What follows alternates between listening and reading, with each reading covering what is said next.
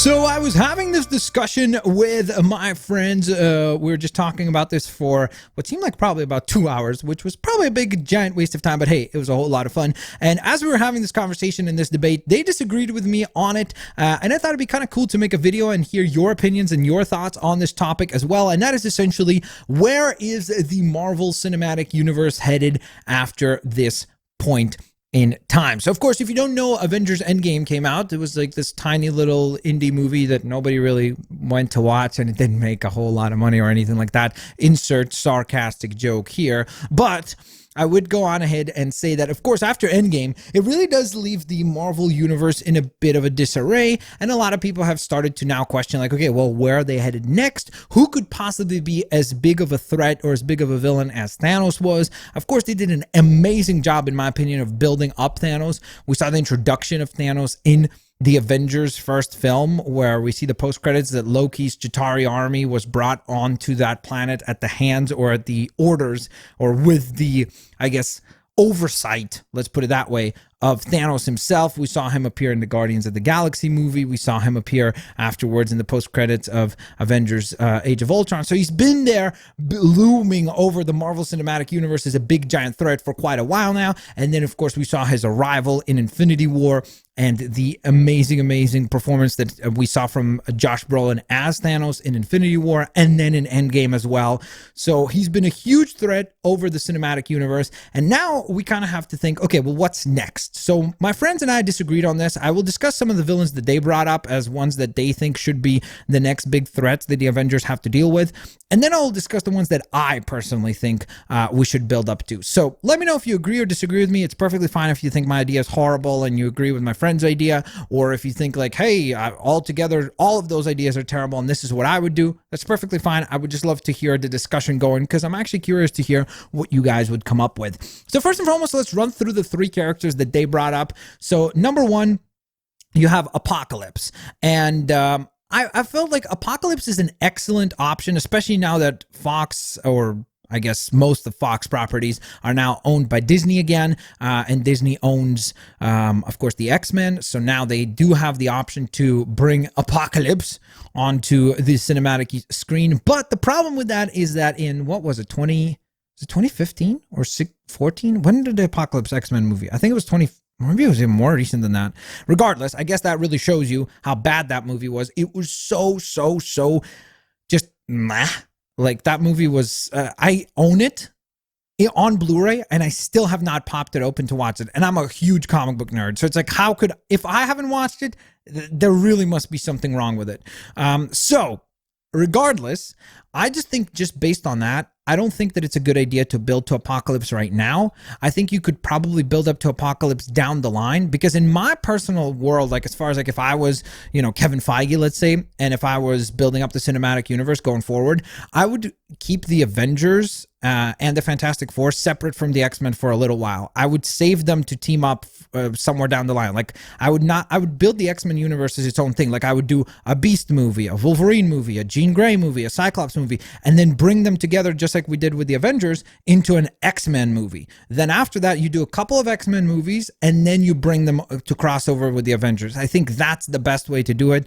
Heck, if they want to do that like AVX storyline, which was kind of hit or miss, for the most part miss, in the comics, where the Avengers were up against the X-Men, they could do that as well. So, they could reinterpret that in some way, just like they did with Civil War. So I think that there's definitely some possibility there. And I think you could build up to Apocalypse as being maybe that threat down the line. But for now, I think you just let it kind of sit there, get the terrible taste out of everybody's mouth with the last Apocalypse iteration, and then bring him to the cinematic screen way down the line and save him as like a villain down the line. The next one, another one of the X-Men villains, would be Onslaught.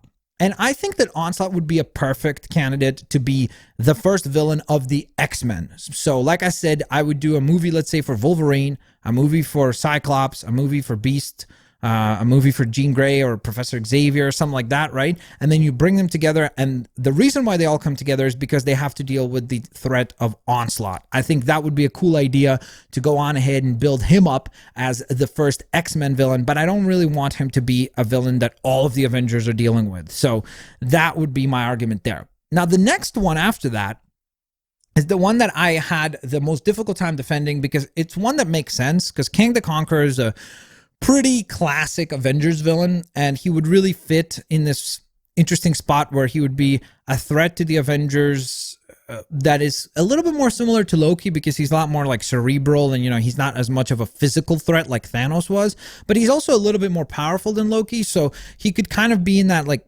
middle tier between Thanos and Loki. But because of that, I feel like it's kind of a step back. Like I think you need to have something that is huge and menacing, just as Thanos was, for the Avengers to like build towards. And I think that you'll hear which one I have in mind, but I think that there is a much better structure to build to with the character that I have in mind over Kang. Plus, I'm not going to lie to you guys, I can't recall one comic book storyline where I was like, oh yeah, Kang was a really great, interesting character there.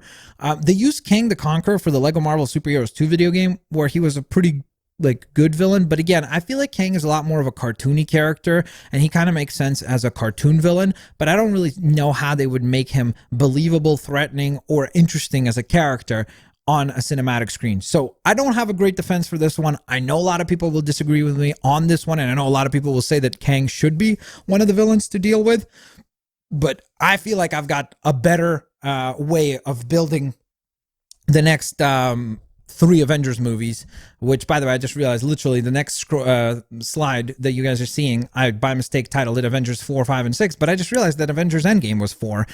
I don't know why. Am I the only one that feels like Avengers Infinity War and Avengers Endgame is still one movie? Like, I still feel like they should be Infinity War Part 1 and Infinity War Part 2. Like, I swear, they're just so, like, cohesive for me that I feel like they're one movie, whereas like Age of Ultron is its own thing, and so is the first Avengers movie. It's its own thing, but it's just fascinating how that works. Regardless though, let's move on to my idea. So the first Avengers, or next Avengers movie that I would like to see the Avengers fight would be the Kree. So I think it's really cool that we saw the introduction of the Kree in Captain Marvel, and the way that I would build it is basically it would be the Galactus is the big threat. That's what we're building to. So after Thanos, we have Galactus as the next big threat, but they're not going to fight Galactus for a little while.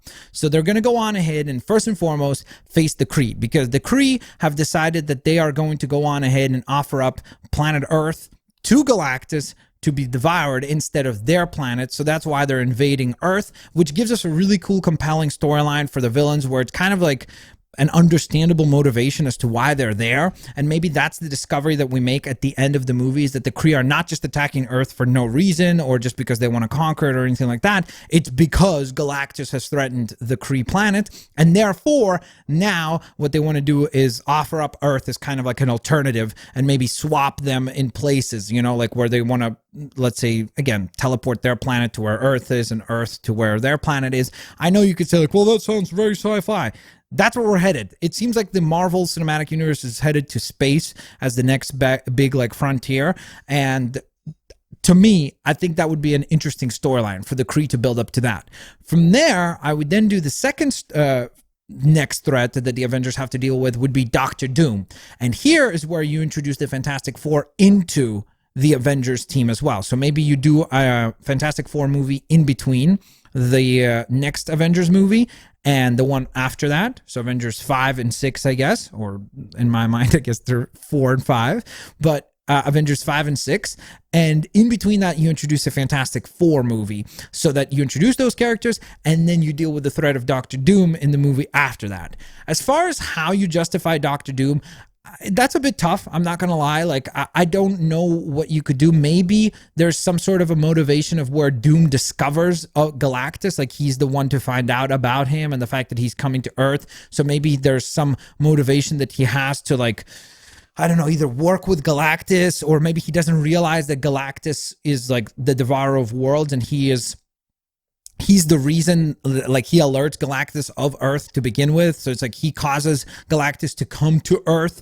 So I think that would be kind of an interesting concept. Maybe he discovers Silver Surfer, and therefore by bringing Surfer to the planet, and maybe he wants to control some cosmic level of powers, and then that causes Galactus to then arrive in the next movie. But before we get to that, I also want to justify, like, the reason why I feel like Doom would work really well and the Kree army would work really well is because for both of those characters, they're compelling enough, or I guess with the Kree, we didn't really pick a character. It could be like Captain Marvel or something like that. But essentially, the cool thing is that we have a bunch of minion characters because every Avengers movie, you basically need some sort of like minion fodder for the heroes to fight because they can't all just fight one character. But that will change with Avengers 7, where they're literally all going to be able to fight Galactus together. Because Galactus is a big enough threat to where he doesn't need a bunch of other minions running around. You do need all the characters all fighting against him because he's going to be that much of a threat to Earth. So I think it's cool, though, that with the other two movies, you have the Kree army, and then with Doctor Doom, you have the Doombots. So there will be a lot of minions to fight, and it will be maybe to some extent a little bit similar to what we saw with the Ultron bots. But regardless, it gives the heroes a bunch of different action scenes and allows them to tell a story where all these characters are all fighting Doctor Doom. Because let's be honest, if Captain Marvel and I don't know if I want to spoil stuff for Endgame, let's say if the Avengers all attack Doctor Doom, he's most likely going to get destroyed because, let's be honest, it's like if they're all literally going to attack him at once and there's no minions to deal with, it's going to be kind of a quick fight and a very short movie. So by having minions to fight, I think it'll make for a much more compelling storyline.